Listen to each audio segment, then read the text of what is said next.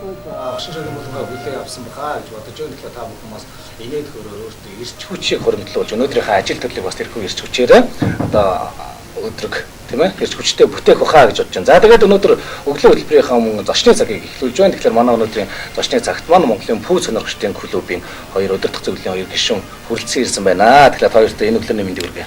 Баярлалаа. Нэвтрүүлэгт орж оролцуулж байгаад маш их баярлж байна. Клубийнхаа нийт дэмжих гишүүдийн өмнөөс танаа хамталт ажиллаж амжилт хүсье. За тэгээд өнөөдөр бол одоо өглөө тийм ээ хүмүүс ажил төрөлдөө явхаас өмнө тийм ээ одоо өглөөгөр та бүхэнтэй уулзж байгаа. Тэгэхээр бас өнөөдөр манай үзэгчид маань тийм одоо Пүүз сонирхчдын клуб гэж одоо юу байдаг юм бэ тийм одоо яг ямар улсуудыг Пүүз сонирхоод байд юм бэ? За тэгээд Пүүз сонирхчдын клуб гэж юу хаана хизээ байгуулагдваа гэдэг одоо энэний талаар манай үзэгчдэд эхлээд тайлбарлаж өгөх юм аа. За тэгэхээр манай клуб маань Монгол снекер толгойднууд дээртэй тэгээд клубыг бид нар өнгөрсөн оны 2011 оны 11 сард анх аппсор байгуулагдаж үйл ажиллагаа явуулж эхэлсэн. Тэгээд одоогийн байдлаар 11 өдөртөх зөвлөлийн гишүүнтэйгээр үйл ажиллагаа явуулж байгаа. Тэгээд манай клуб маань ерөнхийдөө одоо бол Facebook хуудасаар дамжиж залуучуудаа мэдээлэл өгөх сүүлийн үеийн гарч байгаа бүзүүний талаар мэдээлэл өгөх юм зорилготой ажиллаж байгаа. Тэгээд одоо ерөнхийдөө Монголдо бид нар идэвхтэй үйл ажиллагаа явуулахын тулд төрийн бус байгууллага байгуулсан байгаа. Монгол снекер толгойднууд тэгээд клубийнхаа нэрээр тэгээд одоо цаашдаа өшөө олон арга хэмжээ зохион байгуулж хүүхд залуучуудтайгаа холбоотой ажиллах болно.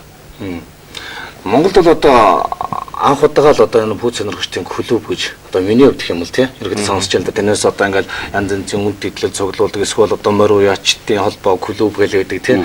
Тэгэхээр бол нэг одоо цэцэгийн хувьд гэдэм одоо Микигийн хувьд тийм яагаад ер нь яг энэ Пүүзийг сонирхох болов тийм харин тэгээд одоо яг Пүүзний хамгийн гоё нэг л одоо монголчууд тэр мор гоё энэ мор гоё гэж ярьдаг шүү дээ тийм. Тэр шиг одоо энэ дундаа бас одоо тэр нь хамгийн чамин үнэтэй гэдэг юм уу эсвэл одоо ховор гэлдэг шүү дээ.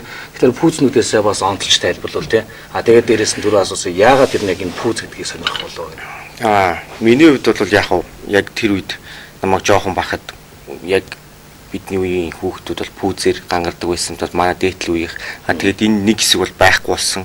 Тэгээд би бол яг нөгөө анх дуулахдаа яг тий би Пүүзэн дуртай шүү. Яг тэрнээс хойш бол яг бидний доотлол насны хүүхдүүд бас сонирхож эхэлсэн юм байлээ ер нь бол. Тэгээд бол яагаад энийг ингэж биднээс ингэж цуглаваа гэхээр яг хөгжилтэй орнууд те одоо Америкт гэхэд бол энэ бол аль хэдийн болцсон те хүмүүс бол мэддэг энэ үнэтэй Пүүзөө тийм тэгтэн Монголд болохоор яг зарим хүмүүс л ойлгохгүй те за энэ Пүүзэнд ингэж мөнгө өрөө тахтай явах та гэдэг шиг те одоо яг тэгдэг тэгээд яг хүмүүс одоо марк цуглуулдаг одоо тэг одоо түрүү ярьлаа уяачдын холбоо гэл ингээл улс чи хөгжих тусмаа янз янзын юм гарч ирэн те яг тэрний нэг болгож одоо анх удаа биднес Пүүзний цуглаан гэж байгуулсан одоо тийм клуб гэж байгуулсан тэгээд үнэтэй Пүүзний хувьд гэх юм бол ер нь бол яг Пүүз сонирхчдын дунд бол хамгийн хэцүү юм бол Jordan 1-ээс 23 гээд Пүүз цуглуулдаг байхгүй одоо 1-ээс 23 ширхэг одоо тийм Пүүзнүүд энийг бол та нар одоо хүн очил цуглуул чинь очиод авчий гэдэг дэлгүүрээс очиж авах юм бол байхгүй тий одоо яг одоо ер нь бол их зов цуглуулдаг байхгүй ер нь бол сонирхчдын хувьд бол тэгээд ер нь үнэтэй Пүүзний хувьд бол манай нэг их маань хэлцүүлэх байна. Энэ жилийн хувьд Nike компаниас судалгаанд гаргасан Пүүзнүүдээс хамгийн хүнд хүрсэн Пүүз одоо яг миний гарт байна энэ Nike Pump Side Galaxy гэдэг. За яг энэ Пүүзний маань нэг загвар саяхан eBay дээр $70,000 зарагдсан байгаа. Гэхдээ энэ бол тэр нь биш л дээ мэдээж $70,000 байх хэрэгтэй сууж байгаа юм биш. Тэгээ ер нь eBay дээр хүмүүс үнэ хаялцаад ингээд авахд энэ жилийн хувьд рекорд тогтоосон. $2,000 зарах. 2000-д одоо 2500 өдөрт бол одоо бол eBay дээр байгаа. Гэхдээ тэр нэг онцгой тэгж үн хүрсэн яг нэг анхны хийсэн самплуудын нэг нь байсан. Тэгээд сонирхчид хоорондоо хүн хаялцаараа $70,000 зарагдсан байлээ.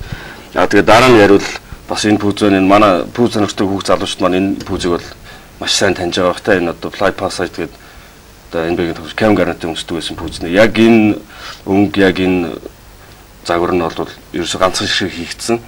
Тэгээд энэ одоо дэлхийд ганц гэж болно. Тэгээд энийг одоо манай клубын маань нэг гишүүн одоо авч авсан байгаа. Тэгээд бид нар өнөөдөр сонирхуулъя гэдэг энэ тавьж хүртэл заавж ирсэн. Тэгээд энийг бол яг одоогийн байдлаар хэдэн цаасаар үнэлэхийг бол мэдэхгүй байна те. Тэгээд одоо цорын ганц шиг юм болохоор тэгээ одоо өшөө энэ цуглуулнууд донд ингэж явбал энэ маань одоо Jordan 11 Concord гэдэг загвар байгаа. Тэгээд DMP гэж нэг юм тусгай загвар нэг гарсан Jordan 6 таам. Тэгээд энэ ингээд энэ хоёр хоёулаа нэг пакэж болж гараад энэ Жордан одоо анхны аварга авахд 1991 онд өмсөжсэн.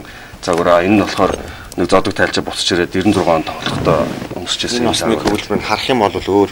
Тэгээ энэ хоёр маань арай жоохон өөр байгаа. Одоо энийг хүмүүстэй мэддэг хүн лайн яг Конкорд байна. Энийг бол яг тэгээ энэ эмблем нь бол өөр уустай тийм. Хатан нугаар оруулалттай байсан. Бас олон юм.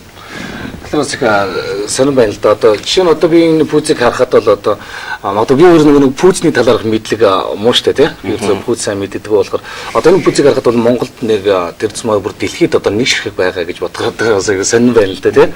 Тэгэхээр одоо яг за одоо Монголын снекер толгойднууд гэж штэ тий.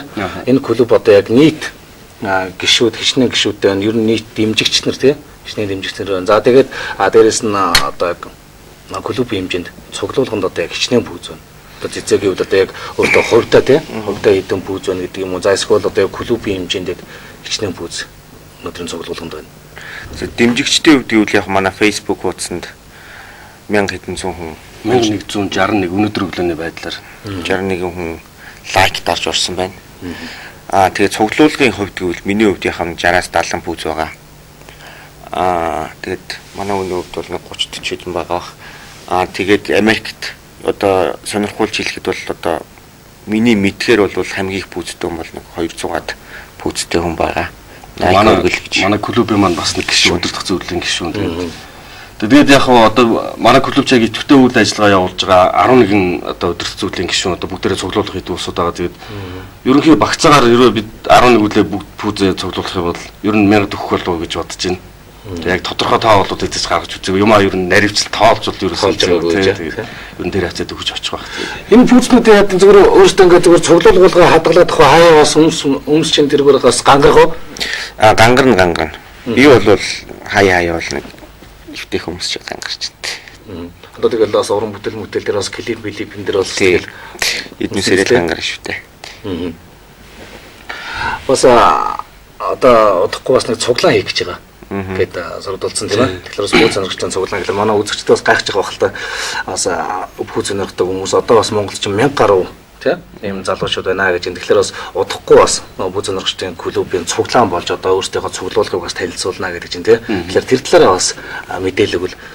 За тэгээ одоо бид нар тэгээд клубээ байгуулад ингээд ер нь Монголд ямар ч хандлагатай байх нь үнэхээр хүмүүс сонирхож ингэж эхэлсэн. Тэгэхээр одоо нэг цуглаан хийхгүй болохгүй маа гэж шийдээд бэлтгэл ажилдаа орсон байгаа. Тэгээд энэ цуглаан дээр маань гол явагдах үйл ажиллагаа юу болох вэ гэвэл одоо цэцээ байна, бие байна. Тэгээд төшөө манай өдөр зүйлийг шүү. Бид нар өөрсдийнхөө энэ хоор нандин пүүзний цуглуулгаас авчиж тэр сонирхдаг хүүхд залуучуудаа бид нар үзүүлэх болно. Дээрээс нь мөн сонирхдаг пүүз сонирхдаг залуучууд маань өөрсдөө ямар нэгэн байдлаар цуглуулгахдаа 5 бол 5 10 бол цуглуулгахдаа бол авчирч бас сонирхол нэгтэй найз нөхдөдөө үзүүлж тэр дундаасаа хоорондоо одоо солилцох юм уу те одоо надад жишээ нь хоёр байгаа пүүзийг чи дахиад өөр хүнтэй өөр юмар хайж байгаа юмараа солилцох юм уу тиймэрхүү арга хэмжээ болох болно. Тэгээд яг энэ маань одоо жишээ нь би өөр Америкт ажиллаж амьдарч ирсэн. Миний одоо Америкт байсан туршлагаас харах юм бол ерөнхийдөө жилд нэг энэ хотуудад жилд нэг 2 удаа болдог. Тэгээд сонирхдаг хүмүүс маань цуглаж хоорондоо цуглуулгаа солилцох. Тэгээд тэнд бас нэг худалдааны юм явагдах те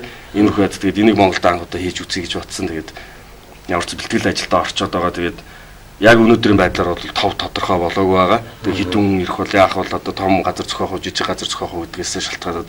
Тэгээд ер нь бол утгагүй клубийнхаа гишүүдийн дэмжигчнэрт бол Facebook хуудасаараа бид нар хизээ болох өдрийн товыг тодорхойлж яах болно. Тэгээд ирээд яах юм бол бид нар бас цуглаан дээр явагдах өөр нэг үйл ажиллагаа нь өдөр ирсэн гишүүд дэмжигчнэрийн дунд асуулт хариултын бяцхан тэмцээн одоо жишээ нь пүүзний тухай хэн энэ пүүзийг сайн мэдэх үү, пүүзний түүхийн талаар тэгээд ялагч хүүхдүүд манай ивент тэтгэж байгууллагуудын нэрмж чагнал гартуулах болно. Тэгээд ер нь бид нар ч гэсэн бас өөрсдөө зүгээр авахгүй ирсэн бүх зочдод зориулж нэг гарын бэлэг маягийн клубийнхаа өмнөөс бэлтээ гэж бэлтэж байгаа. За тэгэхээр манай пүүз сонирхогчдын клубын гишүүдээс бас асуух асуулт байл манай студийн утас бол нээлттэй байгаа 36 тэгтлээ 73 гэсэн утсаараас пүүз сонирхож байгаа хүүхэд залуучууд маань манай хоёр гишүүнээс бас асуулт байл асууж болох юм 36 тэгт бол 73 гэсэн утас байгаа. За тэгээд одоо энд бол нэг 20-30-аад пүүз бараг байх шиг байна тийм ээ. Тэгэхээр ер нь цуглуулга ер нь ганц Америкаас цуглуулдаг ер нь өөр одоо өндрөгчлөлтэй орнууд бас зөндөө байж штэ тийм ээ. Тэндээс одоо бас зарим нэг бүснүүдэд авчрах уу. Ер нь бол энэ хоёр ярианс ингээд сонсож байгаа. Ерөнхийдөө хавцууданд Америкаас авдаг юм ярьж ах шиг байна л да тийм. Тийм биднээс ер нь Америкаас цуглуулдаг. Гэхдээ яг хувар нандин пүүзийг бас яг eBay-ээс харж байгаа тий сайтуудаас харж агаад бас тий өөр орнуудаас авч болно. За одоо энд байгаа пүүзнүүд бол одоо дандаа Америкийн пүүзнүүд. Тий Америкээс авсан бүс. Тэгээд энэ пүүзний юм ч юм бол бас бизнес болцсон. Одоо яг одоо энэ пүүзүүдийг очил лангуун дээрээс аввал байхгүй. Тэгээ хүн одоо юу гэдэг одоо зарим 3-4 хоног хүртэл очилж авч идэг тий гадаад. Тэгээ зарим нь болохоор цуглуулганда одоо нэмэх гэж аав, зарим нь болохоор шууд авчаад дуудлага худалдаанд оруулаад тарж агаад үн одоо яг уу энэ пүүзнүүдийг анх гаргахад бол тогтсон үн бий. Хайрцаган дээр нь одоо $180, $170 тийм доллар гээд яг тэр дэлгүүрээс нь очиод авах юм бол яг тэр үнээр нь авна. Авцсан хойно бол тэр хүн дарж агаад $1000 чөргөж болно, $2000 чөргөж болно. Одоо энэ бол яг анх гарахтаа бол одоо тэр нэг түрүүний $70,000 хүрсэн гэдэг пүүз шүү дээ тий. Анх гарахтаа ер нь хэдэн доллар үнэтэй гарч ирсэн пүүз вэ?